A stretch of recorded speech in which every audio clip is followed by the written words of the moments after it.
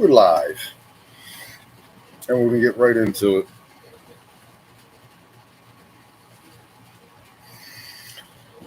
With the Nuremberg trials.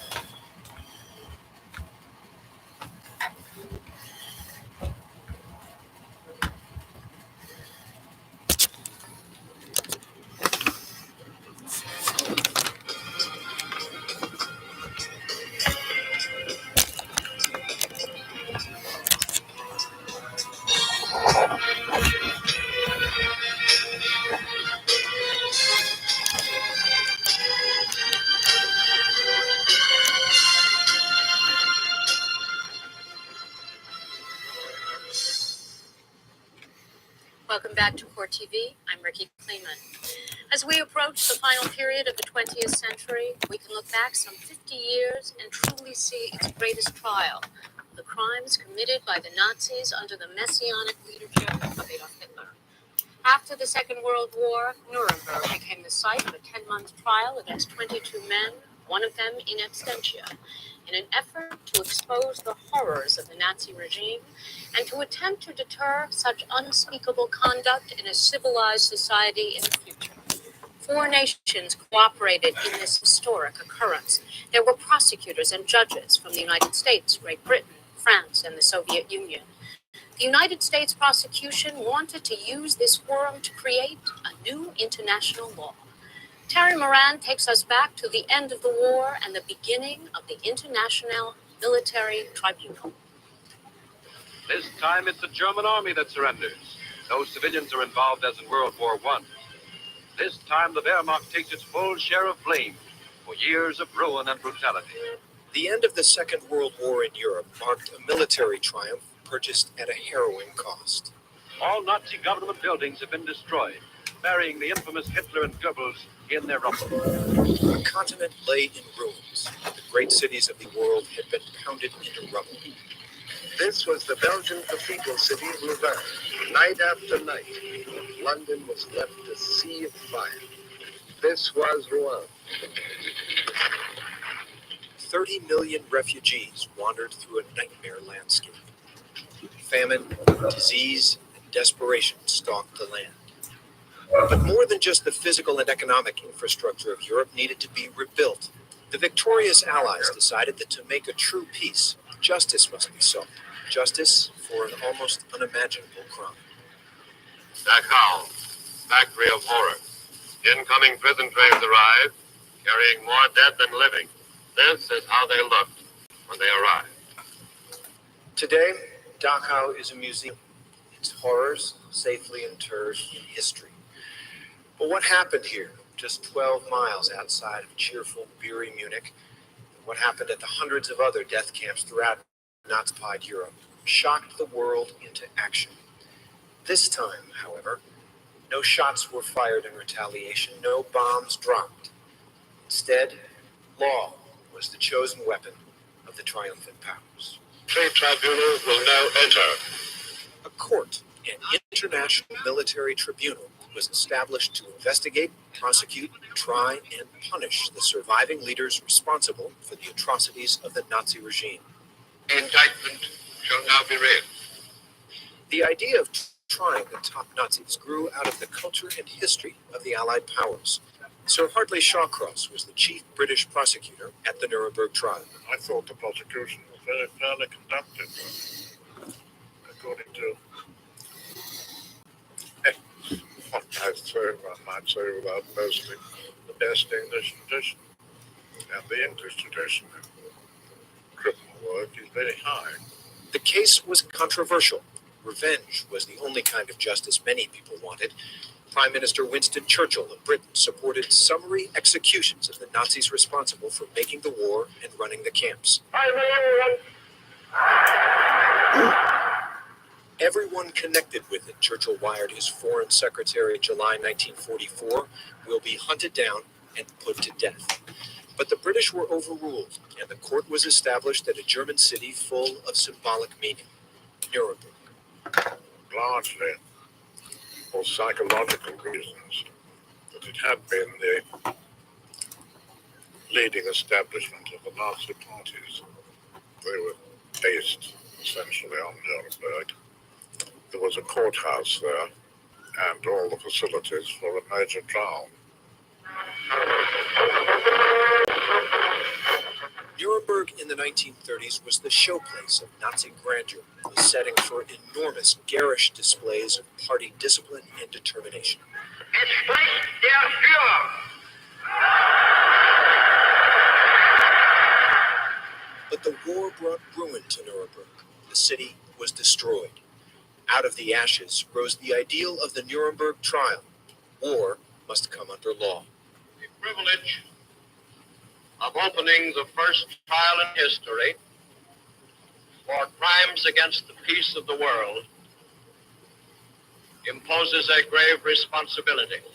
A special charter laid out the ground rules for the new court located here in courtroom 600 of Nuremberg's Palace of Justice. And it was here, 5 months after the German surrender, that the international prosecutors issued their indictments. Their charges were broad, bold, and uncompromising. The swastika will no longer flaunt its crooked arms above the Nazi shrine. 24 Nazi leaders, military officials, and industrialists were accused under 4 broad headings. Count 1 covered the formulation or execution of a common plan or conspiracy to wage aggressive war. Count 2, crimes against peace, dealt with the actual making of war in violation of treaties. Count 3 covered war crimes, and Count 4, crimes against humanity. To the defendants, these charges and the entire prosecution were bogus, nothing more than victor's justice. Otto Kranzbühler represented Nuremberg defendant Grand Admiral Karl Dönitz.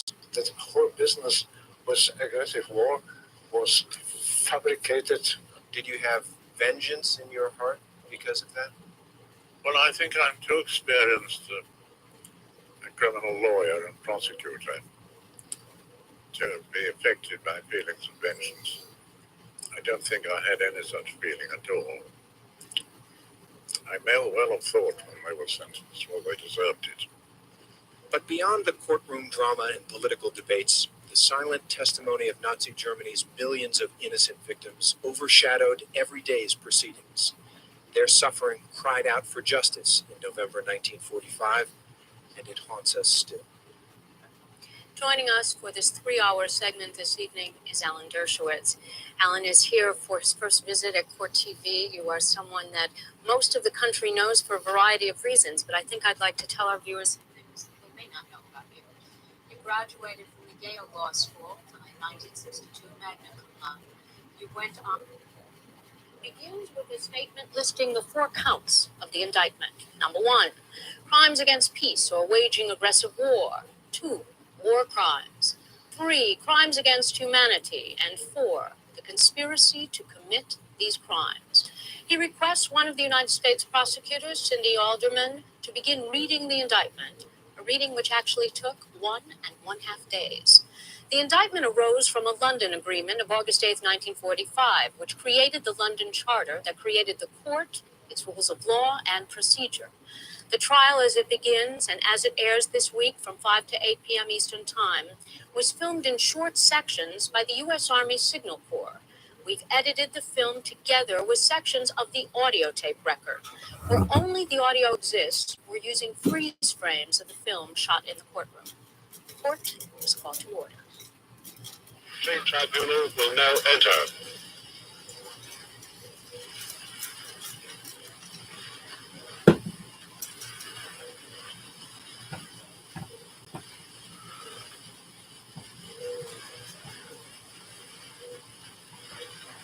All the defendants in this case are called upon to make their pleas to the indictment which has been lodged against them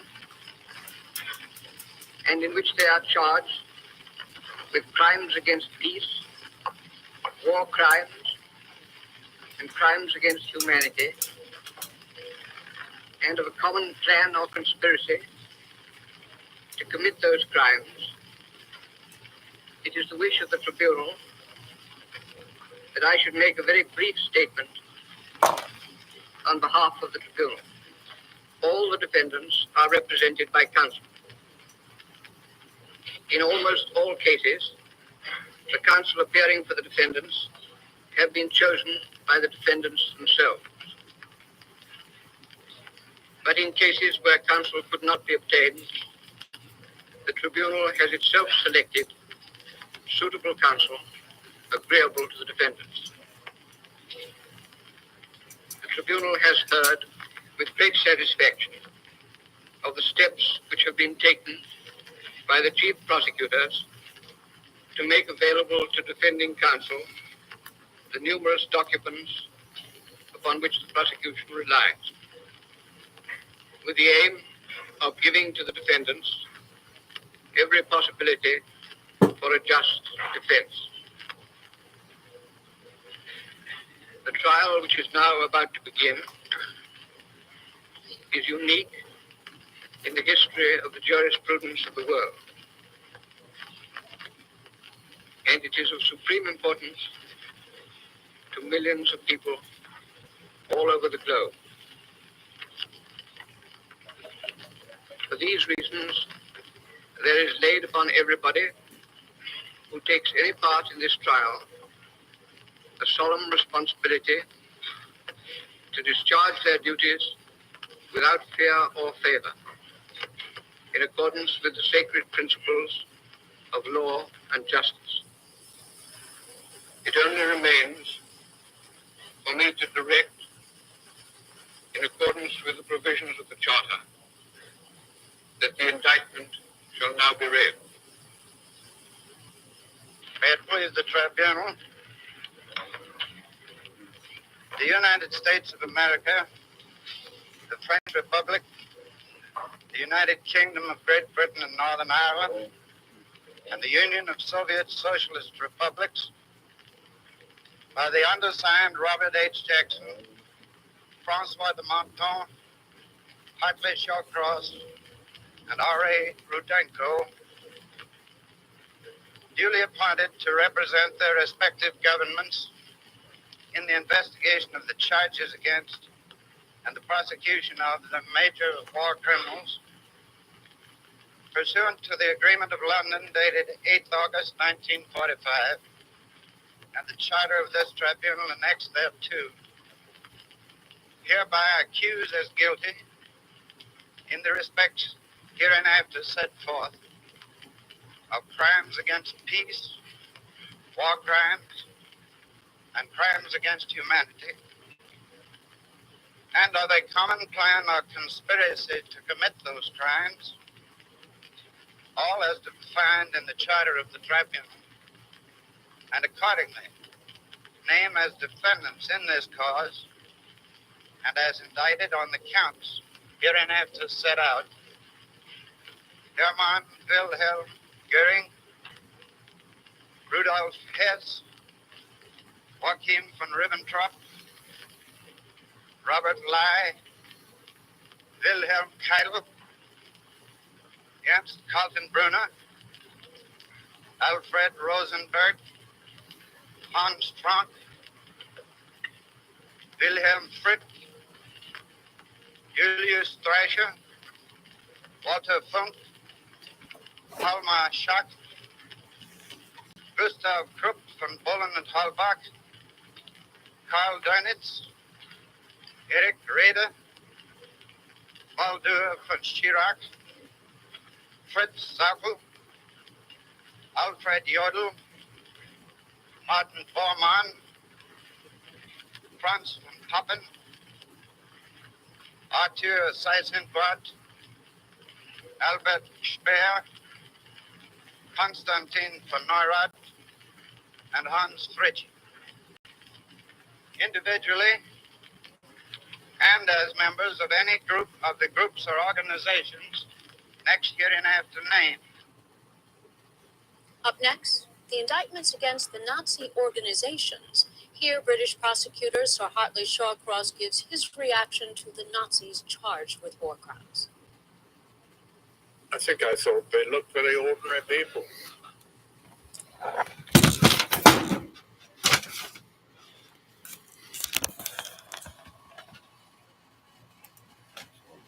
want to actually watch it myself.